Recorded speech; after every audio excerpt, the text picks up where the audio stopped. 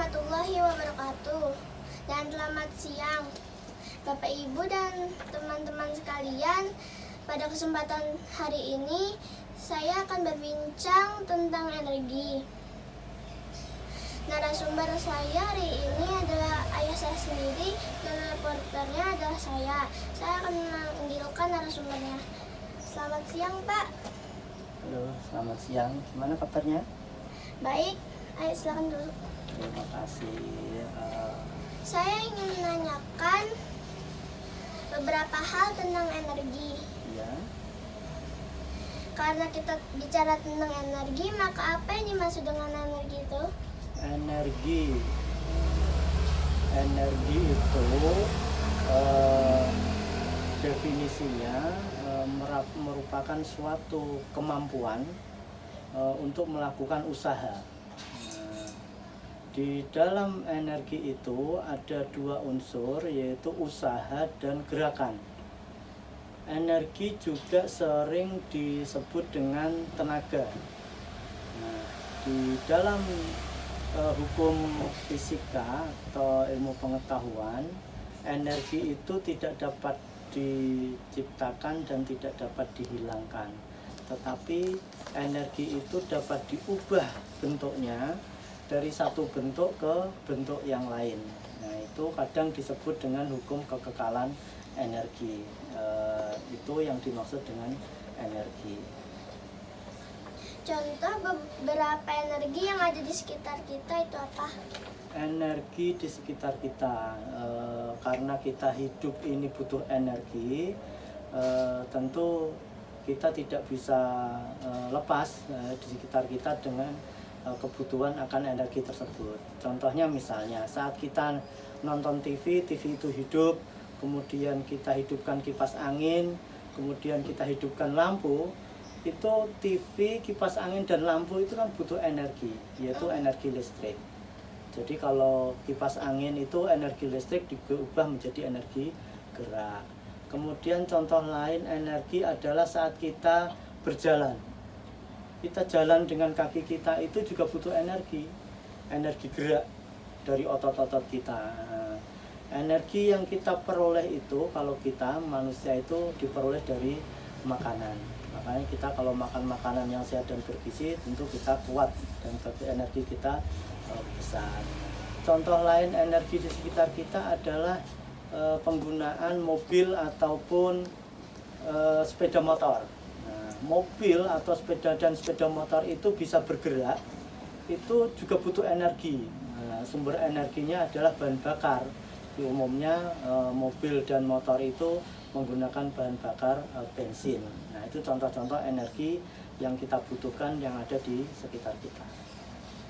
Energi yang kita pakai itu kan bermacam-macam. Ya. Sumbernya boleh dijelaskan sumber energi itu dari mana saja?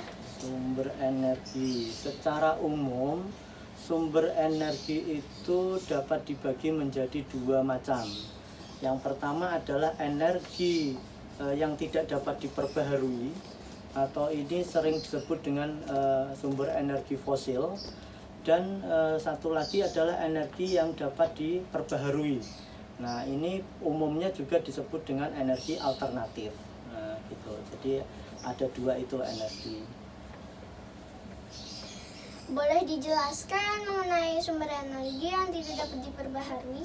Sumber energi yang tidak dapat diperbaharui itu dapat kita maknai tidak dapat diperbaharui itu artinya kalau dia dipakai dan habis, maka tidak akan ada lagi sumber energi itu. Itu kenapa disebut dengan tidak dapat diperbaharui. Misalnya kita menggunakan bensin. Bensin itu dari minyak bumi. Minyak bumi itu dieksploitasi dari bumi, dan itu sumbernya yang ada di dalam bumi bisa habis. Gitu. Dan kalau habis, maka tidak dapat lagi kita menggunakan minyak bumi. Makanya namanya sumber energi yang tidak dapat diperbaharui, karena suatu saat dia akan habis. Apa keuntungan dan kerugian menggunakan energi fosil? Energi fosil ya, energi fosil itu atau tadi energi yang tidak dapat diperbaharui. Kenapa disebut dengan fosil? Itu karena energi itu berasal dari sisa-sisa kehidupan di masa lampau, yaitu masa jutaan tahun yang lalu, meninggal, mati. Jadi hewan, tumbuh-tumbuhan itu mati, terkubur di dalam bumi sehingga terurai menjadi bahan-bahan karena dia berasal dari makhluk hidup itu dari karbon. Nah, makanya muncullah minyak bumi. Nah, keuntungannya karena sampai saat ini kita paling besar menggunakan energi itu, jadi ya mudah dicari dan mudah digunakan, mudah diperoleh. Itu keuntungannya. Kemudian kelemahannya atau kekurangannya ini yang harus kita waspadai. Karena ini fosil itu adalah energi yang tadi dapat menghasilkan dari karbon, sehingga dia menghasilkan karbon. Nah, karbon itu bisa menjadi unsur polusi udara, polusi tanah, dan polusi di air. Nah, sehingga itu dapat mencemari lingkungan kita. Itu yang harus kita waspadai dari penggunaan sumber energi yang tidak dapat diperbaharui. Sekarang boleh dijelaskan tentang sumber energi yang terbaharui. Sumber energi yang terbaharui ya. Jadi sumber energi yang terbaharui atau alternatif tadi itu adalah sumber energi yang dapat digunakan dan tersedia di alam, dan itu digunakannya bisa dalam jangka waktu yang lama dan dia tidak akan habis, kecuali ya nanti terjadi kiamat ya, tentu habis. Jadi namanya energi yang dapat diperbaharui itu tadi dapat diperbaharui terus menerus, artinya itu dapat diperoleh terus menerus setiap hari. Nah, contohnya adalah sinar matahari, angin, udara atau angin tadi ya, kemudian air, dan satu lagi itu yang dapat dibuat adalah biogas atau biomasa. Itu sumber yang dapat diperbaharui. Pertanyaan selanjutnya, bagaimana caranya sinar matahari sebagai sumber energi untuk kita pakai? Sinar matahari sebagai sumber energi yang kita pakai ya. Sebenarnya tiap hari kita memanfaatkan sinar matahari. Seperti kita menjemur baju, menjemur barang makanan yang harus dikeringkan, menjemur ikan, para nelayan itu kan memanfaatkan sinar matahari. Nah, ini energi dari panas sinar matahari itu kita ubah menjadi energi listrik ya. Nah, itu saat ini sudah banyak dilakukan. Kalau kita melihat di rumah-rumah penduduk yang atasnya itu ada panel surya, nah, itu memanfaatkan sinar matahari. Jadi sinar matahari itu kena ke panel surya, jadi panasnya itu nanti oleh sel-sel panel surya itu disimpan di dalam suatu wadah seperti aki gitu sampai penuh. Nah, nanti dari setelah wadah itu penuh oleh sel-sel panel surya itu diubah menjadi listrik, dan listrik itulah yang nanti kita gunakan gitu. Bagaimana caranya angin sebagai sumber energi untuk dapat kita pakai?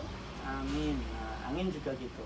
Selain sebagai sumber energi, angin juga bermanfaat bagi kita ya. Kalau kita main layang-layang tentu butuh angin ya. Jadi itu contoh manfaat angin yang lain. Nah, yang manfaat angin untuk energi itu, angin ini diubah menjadi energi listrik. Caranya gimana?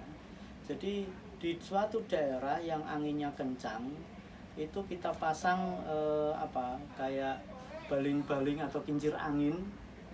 Nah, kincir angin itu nanti tertiup angin, maka kincir itu akan berputar.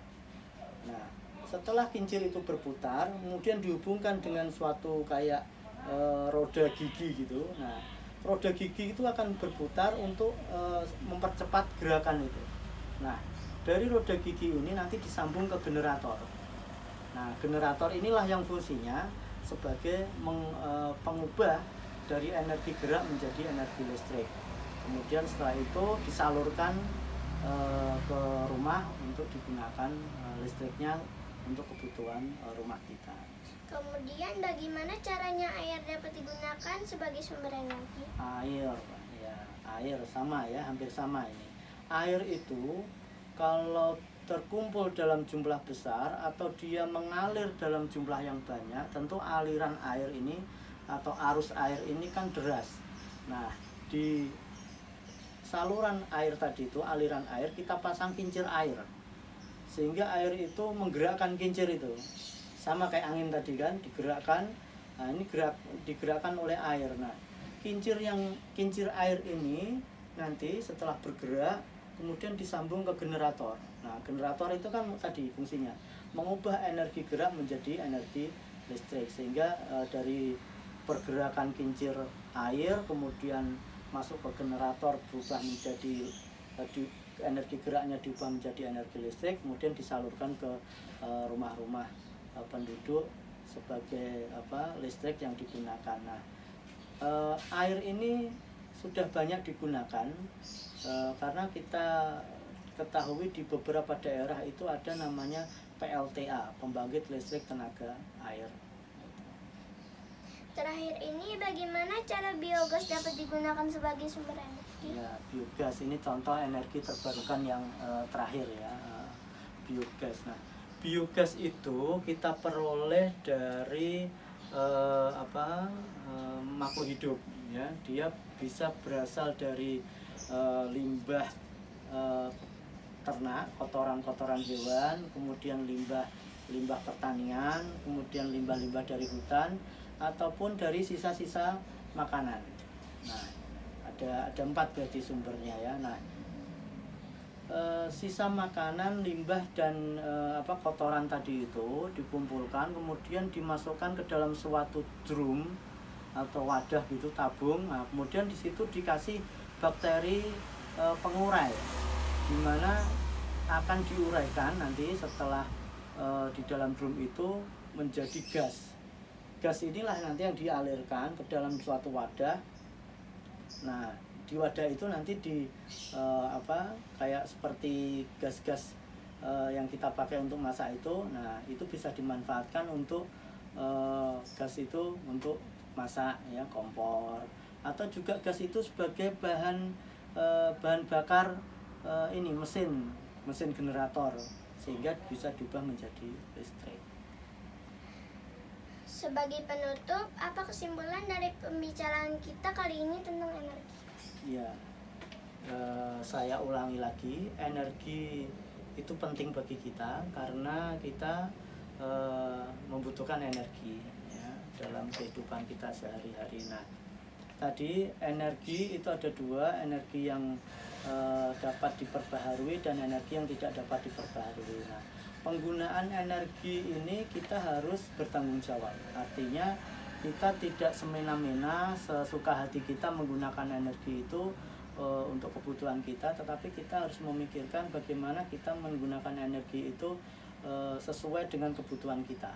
Jadi bermanfaat untuk kita, juga nanti bermanfaat untuk masa depan kita, anak turun kita. Kemudian selain itu, bagaimana kita menggunakan energi ini supaya tetap energi ini memberi pengaruh yang baik ya, penggunaan energi ini memberi pengaruh yang baik terhadap lingkungan kita. Jadi lingkungan kita tetap terjaga bersih, asri dan sehat, sehingga kita juga hidup meskipun kita menggunakan energi ya, lingkungan kita tetap sehat dan kita juga ikut sehat. Oke, demikian wawancara kita pada kali ini. Semoga memberi manfaat bagi kita semua. Jangan lupa selalu menjaga kesehatan dan jangan lupa untuk selalu bahagia. Selamat siang. Wassalamualaikum warahmatullahi wabarakatuh.